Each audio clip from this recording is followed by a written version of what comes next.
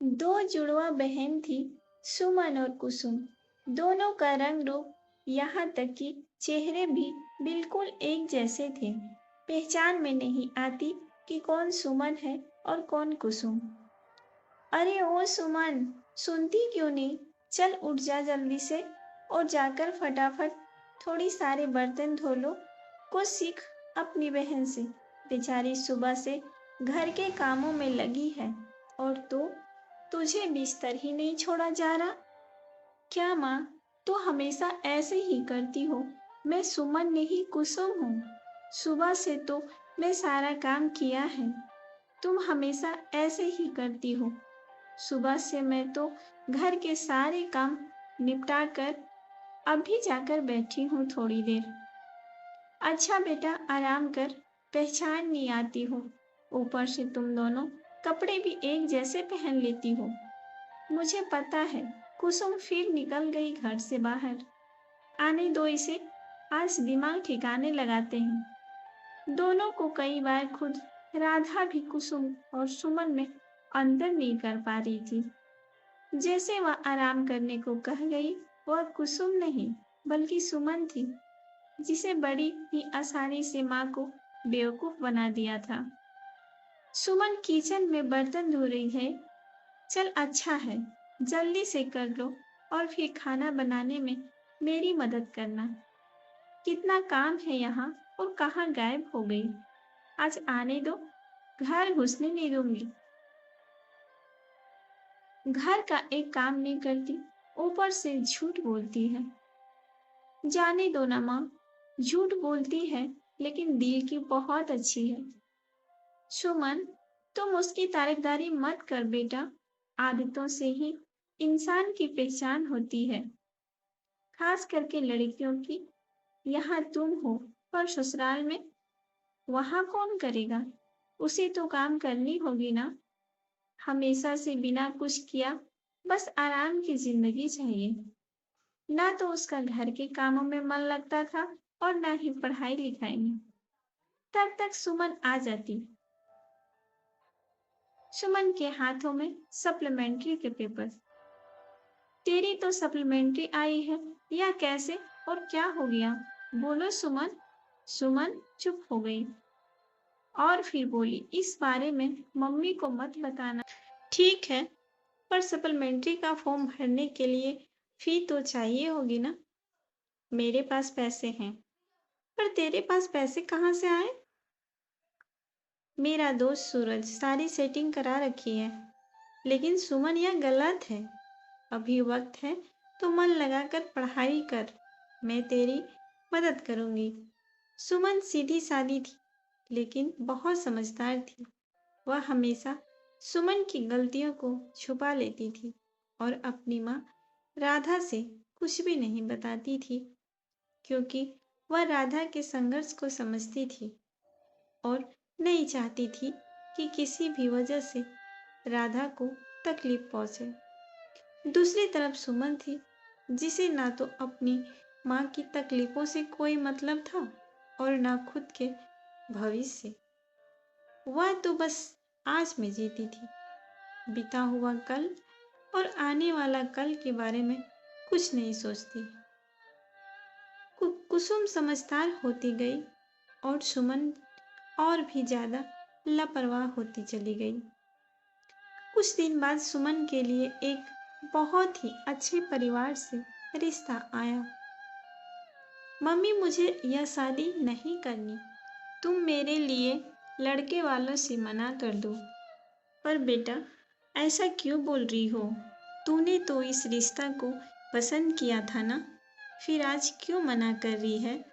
सब कुछ बढ़िया हो जाएगा, बस एक बार शादी हो जाए।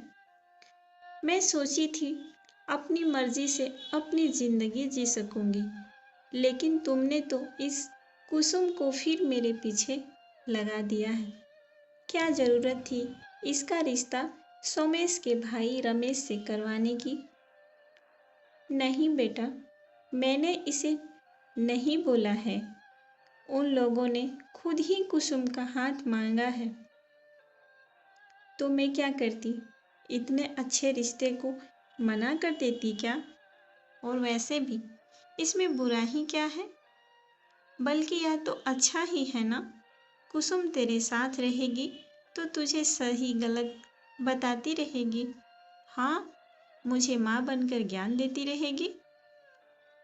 परिवार बहुत ही अच्छा था। पैसे वाले होने के साथ साथ पूरे परिवार में अच्छे संस्कारी थे। सुमन को लगा था कि उसकी शादी न करने की धमकी से राधा इस रिश्ता तोड़ देगी। जब यह नहीं हुआ तो मजबूरन सुमन को झुकना ही पड़ा और दोनों बहनें की शादी की तैयारी होनी शुरू हो गई। कुछ दिन बाद शादी बड़ी धूमधाम से हो गई। शादी के पूरे 15 दिन हो गए। घर में एक पूजा थी। सुमन शादी के कपड़ों साड़ी पहन के बोर हो गई थी और वे वेस्टर्न ड्रेस पहन रही थी। तभी कुसुम आई और बोली, ये क्या पहन रही हो? मेरा दिमाग खराब हो गया है यह सब पहनते हुए। मैंने आज के लिए ऑनलाइन एक ड्रेस ली हूँ और तू मेरी देवरानी हो तो ज्ञान देने का काम मेरा है। सब्जी न जल जाए बोल के निकल गई।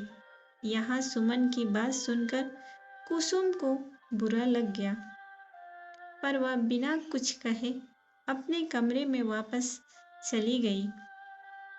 हालांकि उसे मन में बस एक ही बात की डर थी कि शाम को पूजा में क्या होगा। सुमन ने जैसा कहा था वह अपनी मॉडर्न ड्रेस पहन के तैयार हुई, लेकिन वह जैसे ही अपने कमरे से बाहर निकले तो कुसुम ने मेहमानों के लिए पानी और नाश्ते ले जा रही थी। तभी जानबूझकर कुसुम पानी ड्रेस पे गिरा दी। कहाँ ध्यान था तेरा? मेरा ड्रेस खराब कर दिया। सॉरी, गलती हो गई।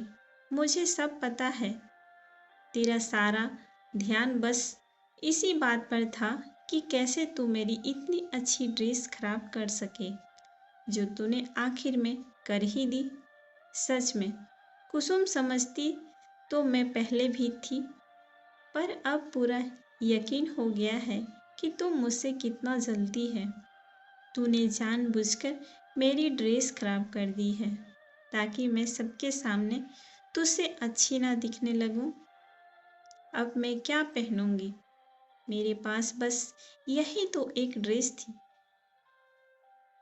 तू चिंता मत कर सुमन, मैं तेरे लिए एक साड़ी लेकर आती हूँ, वही वाली जो तुझे पसंद थी, पर माँ ने मुझे दे दी थी। तू उसे रखो और आज वही पहन ले। हाँ हाँ, बस कर, तू रहने दे। और अब बड़ी आई है मुझे साड़ी देने वाली। कुसुम अपनी बहन को किसी न किसी तरह से उसे बचा लेती थी। यहाँ तक कि वह सुमन की गलतियों को भी अपने सिर पे ले लेती थी। एक दिन सुमन ने सब्जी जली हुई तीखी बनाई। माँ जी गुस्सा हो गई। सॉरी माँ जी, आज गलती हो गई, आगे से ऐसा कभी नहीं होगा। वह खाना को कुसुम ने नहीं बल्कि सुमन ने बनाया था, जो पास में खड़ी थी पर कुछ बोली नहीं। फिर बाद में तू ठीक है। सुमन घर के प्रति कोई जिम्मेदारी नहीं निभाई और घर का सारा काम कुसुम पर ही आ गया। सुमन बड़ी चालाकी से कुसुम से घर का सारा काम करवा लेती थी और आखिर में खुद आगे रहकर सारा क्रेडिट ले लिया करती थी।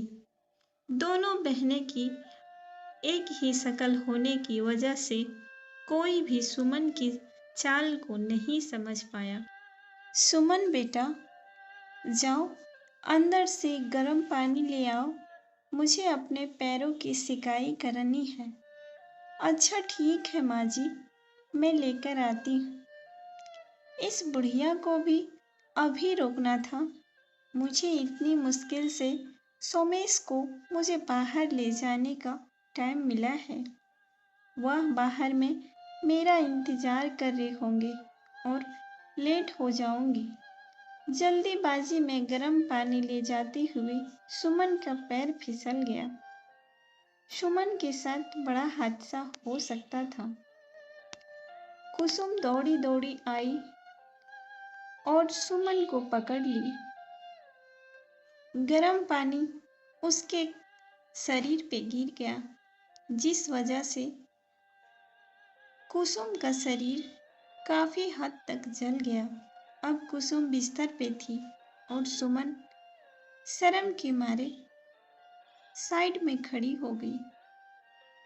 कुसुम से बोली, तूने मुझे क्यों बचाया? देख, मेरी वजह से क्या हालत हो गई है तेरी। कोई बात नहीं, मैं वही किया जो मुझे ठीक लगा और तूने भी तो हमेशा वही किया जो तुझे ठीक लगा। सुमन तुम्हारी कोई रिश्ता फिर से मेरे लिए तो हमेशा मेरी प्यारी बहन ही रहोगी। सुमन को अब जाकर अपनी गलतियों के साथ साथ कुसुम की अहमियत काफी एहसास हुआ।